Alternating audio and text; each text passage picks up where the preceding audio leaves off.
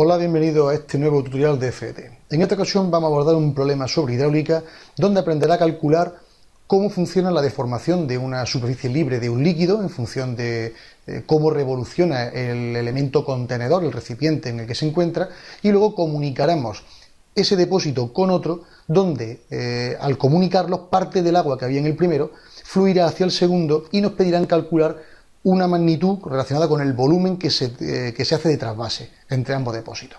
Bien, vamos al problema. Nos dice que un recipiente cilíndrico vertical de 12 centímetros de radio está abierto y girando a una velocidad angular constante, que no nos la definen, en torno a un eje vertical que pasa por su centro. La superficie libre del líquido que contiene el recipiente es un paraboloide de revolución cuyo vértice se encuentra a 35 centímetros del fondo del recipiente. Un segundo recipiente cilíndrico vertical de 9 centímetros de radio permanece inmóvil y vacío, también abierto a la atmósfera, con la base a idéntica altura de la anterior. El líquido se reparte entre ambos recipientes al comunicarlos por el centro de su base por un tubo de sección despreciable. Nos piden que describamos la superficie libre del líquido que permanece en el recipiente giratorio y que hallemos la cantidad de líquido que cambie de recipiente, que se trasvasa. Bien, pues primero vamos a plantear el dibujo para que quede claro lo que vamos a hacer. Este sería nuestro dibujo, lo que es la sección recta de un depósito cilíndrico, donde se forma una curva paraboloide debido a la rotación de esa masa de agua, debido al empuje lateral, al peso y a la fuerza centrífuga que se produce debido a esa rotación. Se crea un vórtice con la superficie superior, la cara externa de esa curva, formando lo que es una parábola. Por lo tanto, al revolucionarla con respecto al eje vertical que nos ofrece, nos da un paraboloide. Bien, tenemos nuestro radio, que corresponde a 12 centímetros, y tenemos la altura en la que se encuentra inicialmente, en condiciones normales, el punto más bajo de esta parábola. Bien, ¿dónde viene el problema? El problema viene cuando nosotros comunicamos este depósito con otro que no está en revolución, pero que si lo abrimos vamos a observar que se produce un trasiego de líquido del primero al segundo.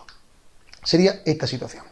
En esta situación nosotros comunicaremos con este conducto, que vamos a despreciar su volumen y su sección, y vamos a ver cómo el segundo recipiente se va llenando a costa de que el primero va bajando su curva. Bien, vamos a ver en qué medida y de qué forma ocurre lo que ocurre. Vamos a describir primero la superficie libre del líquido. Bueno, pues en el recipiente giratorio el campo de presiones que se produce es la del líquido en rotación de forma uniforme alrededor del eje más la componente correspondiente al peso. Eso lo tenemos representado aquí. Tenemos lo que es una línea discontinua en color verde, que sería la superficie libre de líquido original, antes de que este fluido pudiera pasar hacia el segundo tanque. Y luego tenemos la superficie definitiva, que es la que conforma la línea hacia la que apuntan las flechas, la línea de presión, que estamos estudiando de la superficie del líquido. El segundo depósito tiene una sección correspondiente a un cilindro de radio 9 centímetros. Para el recipiente que se encuentra estático, el recipiente de la derecha, el campo de presiones corresponde a la de un líquido en reposo bajo la acción de su propio peso. Sería esta que tenéis aquí. En la superficie de contacto que se produce entre ambos líquidos, la presión no puede variar, tiene que ser una única presión. Y en el centro de las bases, el del giratorio y el que está estático, tienen que tener un valor idéntico de las presiones. Es el principio fundamental de los vasos comunicantes. Luego, en este punto de aquí, el origen de la presión, y en este otro punto de aquí, dado que estos dos puntos los vamos a considerar que está comunicado sin que haya ninguna alteración en las presiones, pues ambos tienen que tener idéntica presión. Bien, pues el campo de presiones, en el caso del líquido que se encuentra en rotación, viene dada por la presión P igual a menos ρgz, que corresponde al valor correspondiente a la columna de líquido en función de la densidad del fluido que estamos estudiando, más un medio de ρ por omega al cuadrado por r cuadrado, que sería el equivalente a transformar la ecuación cinética de un medio por la masa por la velocidad a ecuaciones de densidad y a ecuaciones de velocidad angular, más P sub 0, que sería la presión en un punto que vamos a considerar que es el origen tanto de altura como de radio, como de amplitud de radio. En principio, cuando se encuentra el punto O, como en este caso, en ambas condiciones, en contacto con la atmósfera, pues sería la presión atmosférica. Con respecto al líquido en reposo, tendríamos que la omega vale 0, no tendríamos ningún tipo de rotación, con lo cual la ecuación que es válida, que es la misma que antes, encontraríamos que el segundo sumando se anula y nos quedaría solamente el menos ρgz más P sub 0, que es lo que recogemos aquí. El paso del líquido de un recipiente a otro pues afecta solamente a la constante P sub 0, ya que la densidad y la velocidad no varían. Entonces solamente afecta a ese término y entonces la ecuación de la superficie libre del líquido que tenemos que ocurre con esta ecuación nos aparecería al despejar nuestra variable z, que es igual a omega al cuadrado por r al cuadrado partido por 2g más una constante. Teniendo en cuenta que hemos decidido que P sub 0 y P sub A son los valores que en principio van a ser iguales, pero que nosotros en principio no lo vamos a suponer, y nos quedaría como un sumando de un valor constante. Como solo cambia el valor de este sumando constante, hemos deducido que la nueva curva será una traslación descendente vertical de la que existía originalmente. Es decir, esta línea discontinua de puntos, que era la parábola inicial en su origen, si nos la traemos hacia abajo una cantidad constante, la que corresponde a este término, pues tendríamos la definitiva superficie libre del líquido en revolución, después de que parte del líquido haya migrado hacia el segundo tanque. Bien, pues para hallar la cantidad de líquido que ha cambiado de recipiente, partimos de que P sub C en el centro de ambas superficies es la misma. P sub C, ya lo hemos comentado antes, este punto y este punto tienen idéntica presión. Bien, pues si consideramos el vértice del paraboloide como un origen para lo que son los líquidos en rotación y un punto cualquiera de la otra superficie en reposo, P sub 0 también, hemos dicho que este punto es que vamos a considerar como punto origen, y en el caso del recipiente estático nos da igual cualquier punto de la superficie, pues tendrán un valor de presión atmosférica P sub A, y las coordenadas de la altura Z de los centros de las bases tendrán profundidades respectivas H1 y H2. H1 será la altura desde el punto O hasta la base del primer tanque, del tanque en revolución, y H2, que sería la correspondiente del tanque estático, de la superficie libre, hasta la base de su recipiente.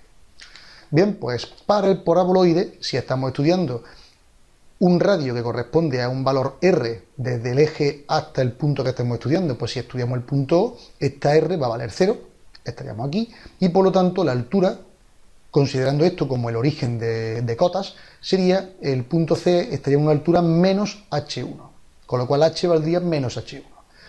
El P sub 0, la presión que tenemos en ese punto, coincidía con la atmosférica, y entonces podríamos decir que la presión en el punto C sería menos ρ por G por Z, sabiendo que Z valdría menos H1, más la P sub A.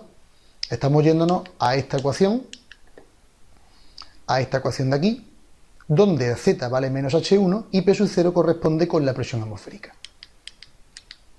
Bien, pues haciendo lo que es la operación, multiplicando los dos signos negativos, nos quedaría ρg por H sub 1 más P sub A.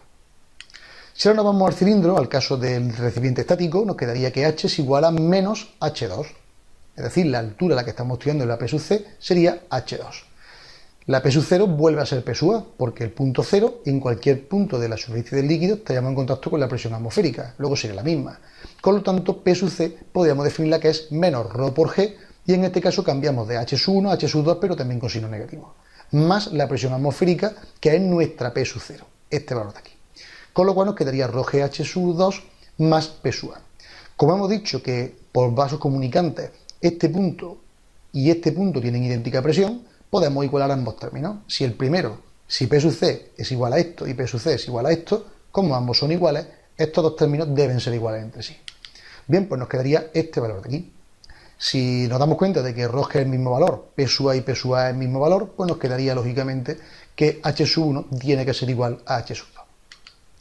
El volumen que cambia de recipiente ocupa un cilindro de radio 9 centímetros, el correspondiente al depósito estático, y una altura de H2, mientras que antes ocupaba un volumen correspondiente a un cilindro de radio 12 y una altura cuya diferencia sería H sub 0 menos H1. H sub 0 sería donde se encontraba inicialmente el punto más bajo de la parábola, el vértice de la parábola, y ahora sería H sub 1 el correspondiente al punto más bajo de la parábola actual, después de que parte del líquido haya ido al segundo recipiente. Bien, pues si igualamos lo que es el incremento de volumen, sería pi por R1 al cuadrado por H0 menos H1. Esto sería igual al correspondiente volumen que ha ganado el tanque 2, que sería pi por R2 al cuadrado por H2. Y esto sería pi por R2 al cuadrado por H1, dado que H2 y H1 hemos visto que son idénticas. Bien, pues si despejamos la H1 de este término, tendríamos esta expresión, pi por R1 al cuadrado, H sub 0 menos H sub 1, partido por pi R2 al cuadrado. Si transformamos la ecuación, quitando lo que es por simplificación el número pi y pasando R1 que está en el numerador al denominador, nos quedaría esta expresión, donde tendríamos H1 en este punto y H1 en el otro extremo de la igualdad. Bien, pues simplificando y operando, despejando el H1, nos quedaría que H1 sería H sub 0 dividido por 1 más el cuadrado del cociente de entre R2 y R1. Ya tenemos los valores numéricos, porque H sub 0 hemos dicho que era 35, era el dato del problema, era el punto a la altura que se encontraba de la base el vértice, el punto más bajo de la parábola. El radio 2 correspondería a los 12 centímetros y el radio 1 que correspondería a los 9 centímetros. De tal manera que nos quedaría 12,6 el resultado final de H1. Si ahora calculamos el volumen, pues nos quedaría pi por R2 al cuadrado por H2, donde R2 hemos dicho que valdría 9 centímetros, por la altura que sería 12,6, resultando un valor de 5.700 centímetros cúbicos, siendo este el resultado final del apartado que nos piden. Bien, pues hasta aquí este problema de hidráulica, que espero que haya sido de tu interés, y solo queda recordarte que en la página principal, fdet.es, puedes encontrar este y otros muchos problemas ordenados por categoría. Gracias por tu atención y espero verte por aquí pronto.